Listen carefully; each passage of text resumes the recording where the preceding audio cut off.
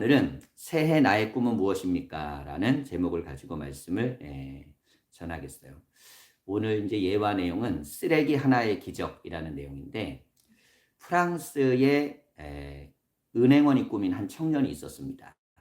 집안이 어려워서 대학을 나오지 못했는데 일찍 사회생활을 시작한 청년이었어요. 근데 수화는 좋았어요. 그러나 학력이 문제였던 거예요. 그리고 또 이렇게 옷 입는 거나 이런 게 좀 세련되지 못했던 것 같아요. 면접을 보는 날이었는데 면접관은 청년을 보자마자 면박을 줬어요. 이렇게 말했습니다. 아니 그 옷차림이 도대체 뭡니까? 학력도 별 볼 일 없고 행색도 좋지 않고 당신은 불합격입니다. 이렇게 해서 쫓겨나게 됐어요. 청년은 말을 한마디도 할 수가 없었어요. 사실이었기 때문에. 그런데 은행문을 나서자마자 아까 그 면접관이 뒤로 쫓아와서 자기를 붙들더니 내일부터 출근을 하시오 그러는 거예요. 갑자기 그런 일이 생긴 거예요. 청년은 아니 왜 갑자기 불합격인데 합격이 됐습니까? 그렇게 물었더니 은행에서 나가는 길에 이 작은 휴지 같은 게 떨어져 있었는데 이 청년이 나가면서 그걸 주워서 쓰레기통에 넣고 가더라는 거예요. 모욕을 준 은행인데도 감정을 상하게 했던 그런 곳이었음에도 불구하고 이 사람은 선행을 베푸는 사람이었던 거예요. 면접관은 그의 삶의 습관과 태도를 보고 이런 사람이라면 학력은 뭐 굳이 일하는데 전문성은 노력하면 되는 거고 옷 입는 건 바꾸면 되는 거잖아요. 하지만 성품과 인격에 대한 부분이 훌륭해서 이 사람을 뽑아주었다. 그리고 이 사람이 프랑스의 명망 있는 은행가 자크 라피도라는 사람이라는 거예요. 휴지 하나를 주워서 쓰레기통에 넣었던 것이 인생을 완전히 바꿔서 그는 은행을 갖다 경영하는 정도에까지 올라가는 사람이 됐어요. 자, 저는 여기에서 두 가지 교훈을 좀 봤어요. 첫째는 좋은 습관은 언젠간 빛을 발한다. 우리가 습관을 들여도 좋은 습관을 갖자. 두 번째는 감정이 상해도 선행을 하자. 우리가 감정 상하면 좀 선행하기 싫잖아요. 감정이 상해도 울면서도 화나면서도 그러면서 선행을 하려고 하는 것. 이게 바로 그 사람에게 복된 길, 좋은 길이 된다는 것이죠. 자, 우리는 한 해를 시작하게 되면 소망이 있어요. 꿈이 있어요. 올 한 해 뭐가 이루어지기를 원하는 거. 우리가 보통 한 해를 시작하면 꿈이라는 게 생겨요. 그런데 이 꿈이라는 거, 한 해의 꿈이라는 게 대체로 뭐냐? 보통 사람들은 좋은 일이 일어나기를 원해요. 좋은 일. 그렇잖아요. 그래서 그 한 해 운세도 있고 한 달 운세도 있고 뭐 하루 운세도 있고 그렇지 않습니까? 뭔 일이에요? 나에게 오늘 좋은 일이 있을라나? 아닐라나? 그걸 막 이렇게 점쳐보고 싶은 거예요. 인간의 마음속에 이 점이라는 거는 뭐냐면 불안 때문에 생기는 거거든요. 불안. 우리가 이번에도 지금 나라에 굉장히 엄청난 위기가 닥치게 된 요인 중에 하나가 무속인들이 껴있잖아요. 점쟁이들이 껴있단 말이에요. 뭐 이게 이제는 뭐 학문적으로 해갖고 뭐 명리학 이렇게 해가지고 이제 연결돼서 나오지만 자, 그런 경우들이 왜 생기느냐. 이유가 뭐냐면, 고대부터 지금까지 인간은 불안할수록 점을 치고 싶고 운세를 알고 싶어요. 불안하니까. 뭔가가 나에게 좋은 일이 날까? 아니면 안 좋은 일이 날까? 자, 그런데 성경에서는 점을 치지 말라 그래요. 절대. 왜 점을 치지 말라 그러느냐. 그 이유는 무엇이냐면, 인간의 미래에 대해서 어떻게 될까에 대한 궁금함이 아니라 하나님을 의지하고 맡기는 믿음으로 살아야 되기 때문에. 그래서 점치는 것들은 불안이에요. 불안이 핵심인데 하나님은 우리에게 뭘 주기를 원하시냐면 평안을 주기를 원하세요. 평안. 자, 그래서 우리 꿈에 대해서 한번 생각을 해봐야 돼요. 좋은 일이 일어나기를 원한다. 자, 그런데 저는 몇 가지로 꿈에 대한 해석을 성경적으로 좀 바꾸면 좋지 않을까 생각을 해요. 첫째는 좋은 일이 일어나는 꿈도 좋지만 모든 일을 좋게 해석하는 꿈을 꾸기를 원한다. 좋은 일이 일어나는 것. 근데 내가 생각하기에 그게 안 일어나. 그럼 불행한 거잖아요. 그런데 모든 일을 좋게 해석하는 꿈. 우리가 좋게 해석하는 걸 우리의 꿈으로 1년 동안 가져보는 거예요. 모든 것을 좋게. 얼마나 이 집이 화목하고 막 사진 보면은 대한민국에서 이렇게 행복한 가정의 사진이 없는 것 같아요. 너무너무 정말. 하민아, 그치? 저 사진 보면 너무 행복해 보이지 않냐? 행복하고 기쁘고 이런 복된 가정, 화목한 가정, 또 은혜의 가정을 또 주셨는데 우리의 삶 속에 주어져 있는 모든 것들을 좋게 해석하려는 꿈을 꾸자. 빌립보서 4장 4절을 보면 바울이 감옥에 갇혔을 때 빌립보 교인들에게 쓴 내용이에요. 주 안에서 항상 기뻐하라. 무슨 얘기예요? 항상 기뻐하는 그런 삶을 살라는 거예요. 모든 일에. 내가 다시 말하노니 기뻐하라.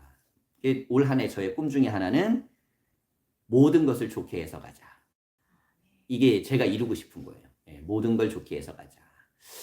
원래 교회가 갖고 있는 가장 큰 힘 중에 하나가 긍정입니다. 왜? 하나님이 늘 나를 사랑하시고 나와 함께 하시고 나와 동행하시기 때문에 늘 긍정이에요. 하지만 우리 현실에 부딪히면 하나님이 안 보이고 삶의 문제가 힘들고 어려울 때가 있잖아요. 이럴 때가 있다고 생각을 해보세요.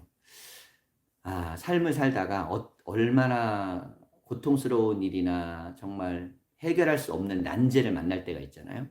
그럼 우리는 그때 그것을 경험하고 그 고통이 나에게 오면 너무 힘들어요. 근데 우리는 이 생각은 안 해요. 더 밑바닥으로 떨어질 수도 있다는 생각 보통 안 해요. 이게 가장 밑바닥인 것 같아요. 하지만 더 밑바닥과 더 고통스럽고 더 괴로운 삶이 있을 수 있기 때문에 그래서 우리는 늘 감사하고 기뻐할 수 있어야 돼요. 우리는 우리의 현재의 삶이 사실 어떻게 보면 내가 옛날엔 이렇게 안 살았는데 예전엔 안 그랬는데 이런 문제가 안 생겼으면 이렇게 되지 않았을 텐데 생각하면 할수록 막 화가 나고 속상하고 막 그렇거든요. 그런데 반대로 그런 일이 생기고 그런 상황이 있음에도 불구하고 하나님을 붙들고 또 가정 속에서 또 남편과 아내와 자녀들이 하나님 은혜 가운데 서로 의지하고 믿음으로 사랑으로 살아가고 있다는 것, 그것이 우리에게는 힘이란 말이에요. 물이 반밖에 없다와 반이나 남았다의 개념하고 똑같은 거예요. 똑같은 상황에 대해서 어떤 관점으로 바라보느냐. 긍정의 관점으로 바라보면 볼수록 우리의 삶은 더 희망이 나요. 그리고 노력하면 할수록 어떤 마음이 드냐면 그래, 인생 살다 보면 위기라는 것도 있을 수 있고 또 치르다 보면은 엄청난 수업료를 내고 엄청난 인생의 교훈을 얻는 그런 것들을 우리가 감내할 수 있지만 그럼에도 불구하고 이미 벌어진 일이고 이미 엎질러진 일이고 이미 그렇게 됐다면 지금부터 나는 어떻게 더 기쁘게 살까? 이렇게 생각하면 그 삶의 자리는 얼마든지 또 행복한 자리가 될 수 있어요. 엊그저께 영희랑 같이 고향을 데려다 주면서 그런 얘기를 이제 하더라고요. 뭐냐면 우리나라가 사람도 되게 많고 그러면 훨씬 더 강해지겠네요 라는 질문을 해서 제가 뭐라 그랬냐면 우리나라는 땅도 좁고 산도 험하고 그리고 이렇게 어떻게 보면 모든 게 열악하기 때문에 그래서 더 잘 살게 된 것도 있다. 왜? 헤쳐나간 거거든요. 헤쳐나가는 거예요. 저는 지금 우리가 여의도하고 광화문 뭐 엄청난 난리가 나지 않았습니까? 예. 그리고 막 공수처에서는 대통령 체포하겠다고 가고. 근데 사람들은요, 그걸 보면서 막 불안해하고, 이제 막 물건 사재기 해야겠다. 이제 나라가 망하겠다. 이렇게 생각하는 사람들이 없어요. 그건 뭐냐면, 어쨌든 빨리 종식되고 해결돼야 된다는 건 알지만, 우리의 마음속에 이거는 시간 지나면 해결된다. 시간 지나면 바로 잡아진다. 어떤 방향으로 되든 우리가 좋은 방향을 만들어 가야 된다. 자, 그게 무슨 얘기겠어요? 사실 이런 일이 전 세계 다른 나라에서 일어났다면 어마어마한 일이에요. 근데 우리나라 사람들은 지금 이 일에 대해서 어떻게 보면 텔레비 보면서 웃으면서 대화 나눠요. 무슨 얘기냐? 헤쳐나왔던 세월들이 있기 때문에. 그 수많은 세월들을 헤쳐나오고 수많은 개인의 고통을 헤쳐나오고 수많은 국가의 위기를 헤쳐나왔기 때문에 그래서 엄청난 일이 일어나도 그래도 그것에 대해서 대응할 수 있는 그런 마음들이 있는 거예요. 삶을 살다 보면 우리가 모든 일에 있어서 대응해야 될 때가 있어요. 그럼 어떻게 대응할까요? 기쁨으로 대응하잖아요. 더 안 좋아지지 않은 것에도 감사하고 지금 내가 그걸 뭔가 할 수 있는 거에도 감사하고 내가 노력할 수 있는 거에도 감사하고 그렇게 내가 할 수 있는 것이 감사한 일이다. 좋게 해석하자. 저는 바울이 감옥에서 고문당하고 죽을 것 같은 상황에도 이 글을 쓴 걸 보면서 정말 영성가다. 그런 생각이 있어요. 바울의 꿈은 뭡니까? 바로 이런 거예요. 모든 상황에서 기뻐하는 삶을 살아내자. 우리 성도들이 그런 삶이었으면 좋겠어요. 두 번째는 좋은 일이 일어나는 꿈도 좋지만 좋은 사람이 되는 꿈을 꾸자. 좋은 사람이 되는 꿈. 빌립보서 4장 5절은 너희 관용을 모든 사람에게 알게 하라. 주께서 가까우시니라 그랬어. 바울의 종말론을 보면 종말이니까 걱정하고 한탄하고 세상 말세야 이렇게 대응하게 가르치지 않아요. 마지막 때 어떻게 살아야 되느냐? 관용적인 사람이 돼야 돼. 마지막이라는 게 뭔 의미냐면 막 전쟁이 터지고 기근이 일어나고 정말 그 속에서 막 참혹하고 죽을 것 같고 그때 인간은 대부분 이기적으로 변해요. 생각해 보십시오, 여러분. 내가 힘들고 어려울 때 남 생각하기 힘들어요. 힘들고 어려울 때 사람이 보통 어떤 생각하냐면 나를 지키고 보호하려고 한단 말이에요. 나밖에 모르게 돼 있어요, 나밖에. 왜? 나를 지켜내야 되니까. 그런데 그때 바울은 감옥 속에서 관용을 가르치는 거예요. 예수님은 죽어가는 순간에 옆에 있는 강도에게 내가 나와 함께 낙원에 있을 거라고 그렇게 말씀하셨어요. 넓은 마음, 관용이 있었기 때문이죠. 이처럼 우리의 삶에 있어서 사람이 넓은 마음을 갖는 꿈을 꾸는 것. 좋은 일이 일어나는 것도 좋지만 좋은 사람이 되도록 기도할 필요가 있고 또 노력하는 게 필요하겠다. 그런 생각을 했어요. 우리가 인생을 살면 항상 나, 내 가정, 내 자식 소중하고 귀하죠. 이걸 지켜야 돼요. 얼마나 소중한지 몰라요. 그런데 거기에만 머무르지 않고 그것이 미치는 영향력이 관용이 될 수 있도록 그렇게 만들어가는 삶. 그래야 아름다운 세상 또 살기 좋은 세상이 되겠죠. 자, 세 번째는 좋은 일이 일어나는 꿈도 좋지만 좋은 일을 일으키는 꿈을 꾸면 좋겠다. 네. 나에게 좋은 일이 일어나서 내가 수동적으로 좋은 일을 받아들이는 게 아니라 좋은 일을 만들어내는 사람. 디도서 3장 14절을 보면 또 우리 사람들도 열매 없는 자가 되지 않게 하기 위하여 필요한 것을 준비하는 좋은 일에 힘쓰기를 배우게 하라. 열매 없는 삶이 뭐냐? 좋은 일을 하지 않는 거예요. 좋은 일을 하는 것이 바로 열매 맺는 삶이라는 거죠. 네, 며칠 전에 제가 챗 GPT를 처음으로 사용하는 걸 봤어요. 네, 제 고향 올라갈 때 영예가 말씀 카드를 뽑았는데 그걸 가지고 그 AI한테 물어본 거예요. 이 말씀 구절을 찾아달라고도 하고 이 말씀 구절의 의미가 뭔지도 물어보고 정말 제가 놀랐는데 목사님 설교보다 훨씬 더 그래요. 깜짝 놀랐어요. 그 말씀의 의미를 정말 신학적으로 성경적으로 막 해석을 해주고 어떻게 살면 좋은지에 대해 물으니까 어떻게 살라고까지 얘기하는 거예요. 야, 그래서 내가 이렇게 얘기했어요. 야, 그러면 절에 다니는 사람이 물어보면 부처님이 저렇게 하라고 가르치겠다? 거기서는 하나님은 이걸 원하세요. 이렇게 말해주거든요. 예. 그럼 절에 다니는 사람이 말하면 부처님은 이렇게 가르치세요. 그럴 거 아니에요. 예. 자, 그러면서 제가, 이 생각이 들었어요. 무엇이냐면, 지식을 우리가 AI를 따라갈 수 있겠습니까? 못 따라가죠. 네이버도 못 따라가는데 뭐. 저도 웬만한 거 항상 네이버한테 물어보거든요. 예. 그리고 이제 네이버 갖고 안 되면 AI한테 물어보고. 어제 제가 카센터 엔진 오일을 좀 갈아야 돼서 우리 내비로 카센터를 찍었더니 안 나오는 거예요. 세종에 카센터라는 것이. 그래갖고 AI를 처음으로 사용해 봤어요. 탁 누르면서. 예. 카센터로 사용할 수 있고 엔지니어를 갈 수 있는 데를 알려달라고. 그랬더니 어떤 특정 브랜드를 알려주더라고요. 예. 그러니까 이게 점점 더 업그레이드 돼서 내가 모르는 정보에 대한 부분이 이제 버튼 하나면 모든 게 해결될 수 있는 세상을 살고 있어요. 지식은 이제 세상을 따라갈 수가 없어요. 예. 그런 것들을 따라가기 위해서 우리가 노력해도 할 수 없는 것들이 너무나 많은 거예요. 그러다 보니까 앞으로 세상에서 그런 말 하잖아요. 사라질 직업이 어마어마하게 많다. 근데 이거는 저희가 이제 제가 90년대 학번이니까 신학교 1, 2학년 때 기독교 윤리를 배웠어요. 그때 이미 기독교 윤리에서는 이 문제를 다뤘어요. 앞으로 사회가 어마어마하게 발달될 텐데 벌써 30년 전이에요.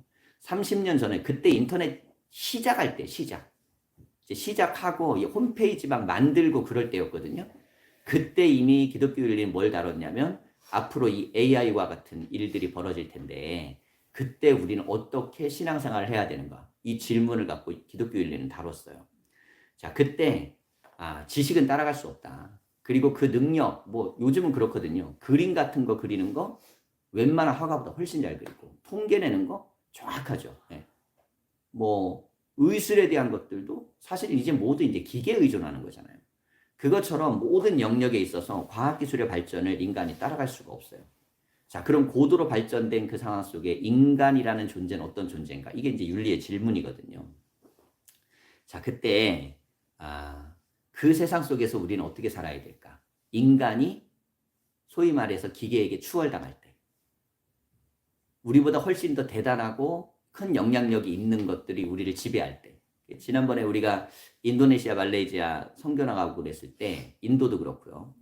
오지를 갔거든요. 근데 오지에 갔는데도 깜짝 놀란 게 있어요, 제가. 오지에 갔는데 마을은 허름해.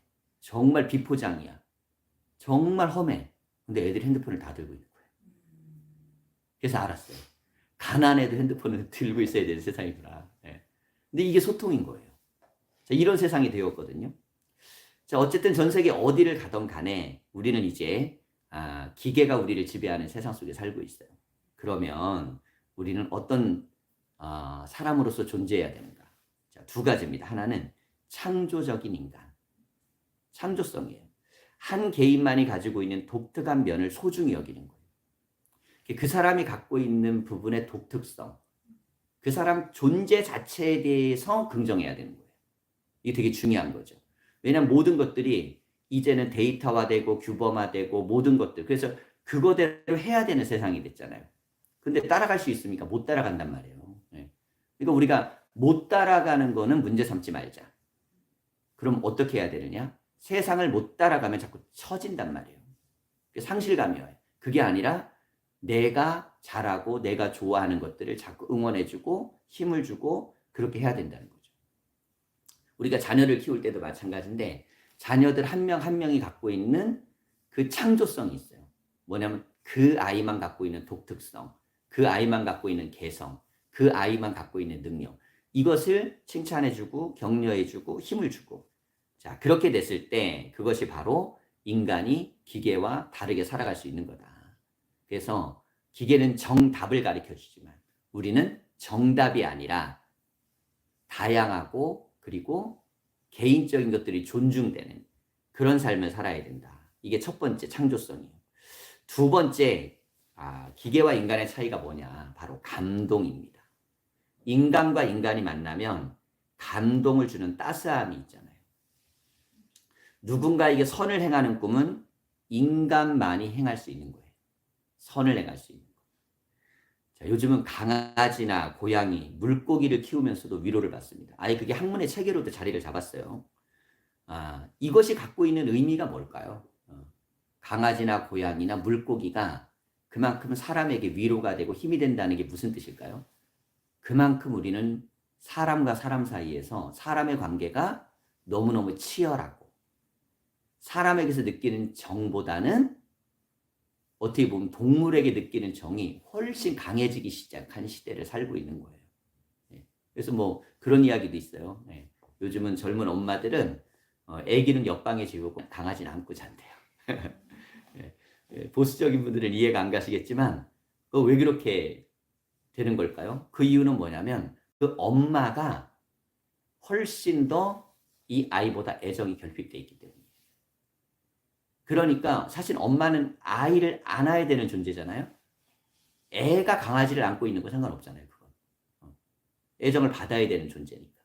근데 애기 엄마가 강아지는 안고 아기는 옆방에 재운다는 거는 그만큼 그 엄마가 그럼 애정을 안 받았겠어요?